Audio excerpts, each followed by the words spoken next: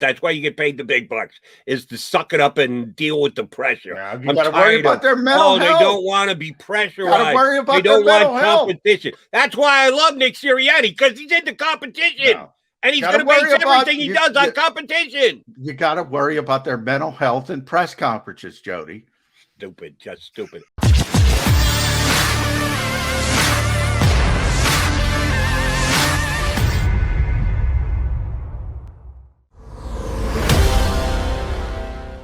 John McMullen, Jody McDonald, a.k.a. Mac and Mac, a.k.a. Birds 365. Appreciate you punching us up here on the JAKIB Media YouTube channel. Still got an hour to shoot the breeze with you, mostly birds related. Coming up about 20 minutes from now, we're going to have a fun guest. John was able to procure the time commitment from Amy Trask, who is doing analyst work for CBS these days, is on their Tops program, which is the other pregame show, which is on their cable outlet rather than the network crew with JB and Bill Sims and Coach Cowher and the like. But she does a real nice job. I've certainly watched that show. My buddy Brandon Tierney was also part of that show for years. So I've checked out plenty of Tops, and Amy's very good on that. Former CEO of the Oakland/LA Raiders. I'm trying to remember what time frame. She might have done both towns with Al Davis back in the day. Was the top-ranked official on the female side in the history of the National Football League. We're now getting women move up the personnel side as well, and that's something we're going to talk about with Amy Trask when she joins us about 20 minutes from now. But do want to ask John McMullen about the Eagles and their upcoming running game. We have not been able to see exactly what the Eagles running game is going to look like. We don't know what Nick Sirianni's play calling is going to be here. We know what it was in Indianapolis, but as Mike Sealski and with John's concurrence, under Jeff Lurie, that can be a totally different thing and a different idea and set of mind as to how to be able to move the football. I'm intrigued by the Eagles' running back situation as of right now. I think Miles Sanders could be sitting on a big year. A lot of people critiqued his game last year, Johnny Mack included. I would oftentimes be surprised that he would correctly point out the shortcomings, kind of like us pointing out that Ben Simmons can't make foul shots. A guy you really like, but you don't want to even acknowledge that there's some holes in his game. And that was the year last year for Miles Sanders. I think he'll bolster those holes this year and be that much better. But somebody else is going to play. Nobody's a bell cow back in the NFL anymore. You need a minimum of 2, if not 3 running backs that you're going to lean on during the course of a game. Eagles got enough in the backfield this year after Miles Sanders, Johnny Mack?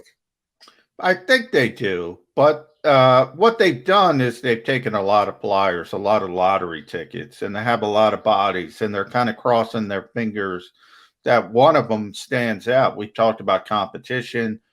To me, it's a little bit overblown by Nick Sirianni, but not at certain positions. And one of those positions is running back too. I mean, the last pick I think everybody forgets about already is Kerryon Johnson. Now, I don't know if he's healthy, but that's a former second-round pick in Detroit.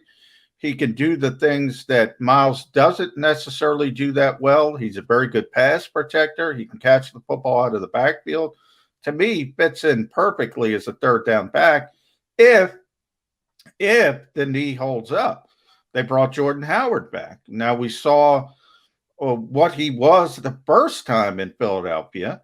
They had a nice little thing going, Jody, with that thunder and lightning with Jordan Howard and Miles Sanders during Miles' rookie season. And a lot of people forget Jordan Howard had overtaken Miles Sanders because Miles struggled early in his rookie season.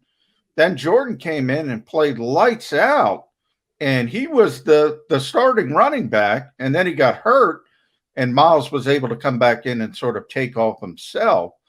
So does Jordan Howard have anything left in the tank? Didn't look like he did last year, to be blatantly honest. Boston Scott's the incumbent. You know what he can do, what he can't do. He's a little bit undersized. They bring in Kenny Gainwell in the draft, who can catch the football, played a lot of split out wide. We talked about interesting, intriguing ways to use tight ends. Well, what Memphis would do with Kenny Gainwell is split him out wide as a receiver all the time. So he has some natural ability in that aspect of the game. Point is, I think one of them will work, at least to a degree where you could say it's pretty good compliment. I'm hoping it's Kerryon Johnson. That would be, I think, the best case scenario, because I don't necessarily think Kenny Gainwell is going to be ready from day one to be a massive contributor. But if worse comes to worse, Boston Scott is probably the floor of this situation. And you want to improve, but if you don't improve, it'll probably be okay. Right. And the first thing you have to establish is health. You mentioned Kerryon Johnson and his health. He has to be healthy. Otherwise, he's not going to be part of the mix. But he is easily the most intriguing prospect for me, because we all like to play amateur general manager when it comes to the draft and thereafter. And I'll be honest, I did not think Kerryon Johnson deserved to be drafted as high as he did. I thought it was a reach when the Lions picked him. And he gets into the league and he's actually putting up numbers and making plays and established himself as the lead back in Detroit. And I had to admit to myself, damn, you didn't think you should have gone in the second round. I know you said it on the air, McDonald. Now you can't jump on the bandwagon and go, oh, you saw Kerryon Johnson coming the whole time. No, that was not the case. And then he had some injury issues and he didn't play quite as well. And the Lions turn around and draft DeAndre Swift in the second round, who I thought was a first-round talent. So I went from thinking the Lions had overdrafted a running back to the Lions getting a steal of a value as far as running back goes. And he is the reason why the Lions are no longer in possession of Kerryon Johnson. I know, coaching change, potential philosophy change, that probably had something to do with it, but I believe that they acknowledged this year and found out, okay, DeAndre Swift is the best running back we have in camp, and we need to go forward with him, so that's why they moved on from Kerryon Johnson. At times in Detroit, he was an RB1, not an RB2. He was a guy who looked like could be that main running back in a running attack. So to get a guy like him with his skill sets, if he can stay on the field, I would call him the leader in the club. If I'm just looking into my crystal ball and guessing, not that I don't think Kenny Gainwell could be a major contributor here, rookie year, but they don't usually push that envelope that fast with a day 3 pick. I think Kerryon Johnson actually has the chance to be the best complement for Miles Sanders this year. Yeah, I think from a skill set standpoint, you're correct, Jody. My concern is the health, and there's a reason. I mean, nobody knows better than Detroit. They had him in the organization. You mentioned DeAndre Swift. They also went out and signed Jamal Williams from Green Bay, and that was the situation. Now, he was a nice compliment to Aaron Jones with the Packers, so he's a good player. Is that second running back out there. Now, the problem is, see, from my standpoint, when I'm playing amateur GM, I say, well, Kerryon Johnson's perfect to be that running back too, because of what he does well. And he, Pro Football Focus had him as the second best pass protecting back in the NFL. He can catch the football. So my question is, why are you looking to upgrade from that other than, well, his knee is messed up? And the first thing Kerryon says when he comes here is, yeah, I'm going to wear the knee brace for the rest of my career. Now, maybe it's a comfort factor. That's the hope. Maybe it just makes him feel better. But I'm kind of worried about that knee situation. And I think there's a reason Detroit moved on from a cost. Remember, rookie contract, very cost effective as well. It doesn't make sense to me unless there's another part of the story. And maybe it is. Maybe it is just the new coaching staff didn't like him. But as a complimentary back, why wouldn't you like him? That's my question. And that's my concern. I think he's got a chance to fill in nicely here if his health is what we hope that it is. I did want to bring this up. I thought we might get it in at the beginning of the show. We didn't. We started talking Zach Ertz and got Sealski up, so we didn't get to it. I saw the story last night, and shame on me. I somehow had missed out on the fact that this was actually a proposal brought to the National Football League. I don't know about you. Have you watched any spring football yet? The I didn't watch league? it. I knew it was on.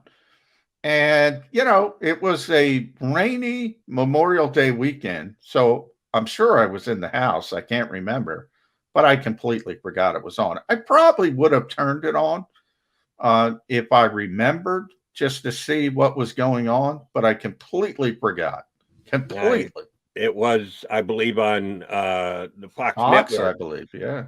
but cable, not actual I think it Fox. was on actual You Fox. think it was on I actual Fox? think. I'm not 100%. Okay. Well, I completely missed it. Same as you. Didn't know it was on. Forgot it was on. I was on Fox, but probably on FS2 because they have horse racing over the weekend. So might have had to check out a stakes race from Aqueduct or from Belmont, excuse me, this weekend. But I know of the Spring League. I just haven't had a chance to check it out yet. I did not realize that they have a new overtime rule. And we've all heard about suggestions and proposals have been brought to the NFL on overtime and how the best to do it and going for it on fourth down to eliminate the onside kick and the like. And I always get a kick out of these proposals because it makes you think and it makes you imagine something new. I had never heard of this. And apparently they've implemented it in the Spring League. And I flat out love this. Let me lay it out for you, John, and get your take on it. Game ended the other day, tied at the end of 60 minutes, so they went to overtime. The rule is this. One of the two teams, and I don't know how it's designated, if there's a coin flip or if it's the visiting team versus the home team, but one of the two teams gets to designate where the ball is going to be placed to start the overtime, a.k.a. the 20-yard line, the 28-yard line, the 42-yard line, the 8-yard line. You can choose wherever you believe that the first drive of overtime should start. And then the other team gets to decide whether they're going to get the ball or the other team's going to get the ball. You can either choose to take the ball first, depending on where it is situated, or you can choose to play defense first. And they play an overtime period of 7.5 minutes, no matter what. Doesn't matter how much scoring is done or how little scoring is done. The overtime is 7.5 minutes, hard time. In this particular game, Jerry Glanville was the coach. Man, I missed out on seeing Jerry on the sidelines. I don't know if this was the TV game or not, but this is the one that went to OT. And they decided to place the ball on the 8-yard line. And the other team decided to let them take the ball, that they'd send their defense out. Well, they got to stop. So the first team had to punt the football. The other team got it, took it down the field, scored to go up by 7 points. Glanville's team got it back, moved it a little bit, but then 1, 2, 3 out, a fourth down and out, and they just ran out the clock after that.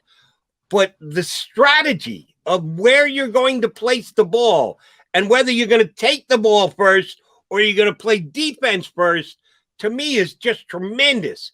And if I were a broadcaster in that game, if I was the analyst, man, would I have a field day second guessing the coaching decisions that are made before the overtime even starts. Boy, I love this. I got to tell you, I'm complete. Now, I admit I'm an old school guy. I just want a coin toss. I want sudden death overtime and be done with it. That's what I want. I'm not getting it.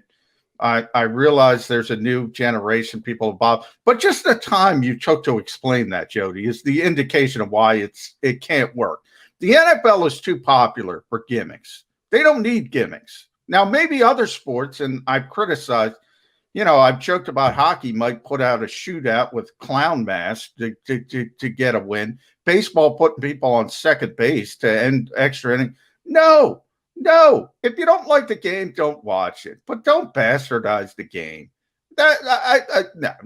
And literally, I mean, I should have started the clock on how long it took you to explain that rule. Now, I'm not criticizing you. I could have done it in 45 seconds if I wanted to, but I just wanted to be as thorough as possible in explaining it to people because I think there's a lot to it, and I think it's great. I'm saying if you have to do that, it's a bad plan. I'm not criticizing you. I say this with European soccer. Our friend Kevin Kincaid's a big soccer guy. I said the big issue with soccer in America, people say they don't like the sport. They like it everywhere else in the world. People can't understand it. They can't understand the transactions, not the game. They can't understand how you get players. They can't understand when you make things more complicated. The NBA is talking about a tournament in the season, a European-style soccer tournament in the season. People don't want to have to be given explanations of what the heck is going on. Anytime you got to go down that hole, I think it's a bad idea. I really do. And when you're popular, like the NFL, let's be honest, Jody, these people watch whatever the hell they throw out there, whatever the hell rule. They don't need gimmicks. They don't need gimmicks. They don't need to go down that road. They don't. Well, I think this absolutely works. You can call it a gimmick if you want, but at the end of the day, it's making a key decision as to whether you want the ball first. And by the way, coaches won't want that. First. Coaches won't want that because they don't want the questions. Well, I got news to coaches. Sorry about that. That's why you get paid the big bucks, is to suck it up and deal with the pressure. Yeah, you got to worry about their mental health. They don't want to be pressurized. They don't want competition. That's why I love Nick Sirianni, because he's into competition. No. And he's going to base everything he does on competition. You got to worry about their mental health in press conferences, Jody. Stupid, just stupid. And, oh, by the way, you're woefully wrong about soccer and why soccer doesn't work in America. People can't understand the transaction. You are woefully wrong. There is one reason and only one reason above all others why soccer hasn't become the most popular sport in this country like it has everywhere else in the world. 1-0. That's it. You don't need to go any further than that.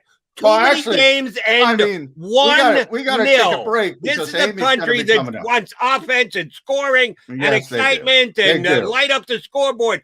1-0. Way too many games end up with that score, and that's why America. Well, if you want to go really, it's indoctrination. If you grow up with it, you love it. If you don't, you don't.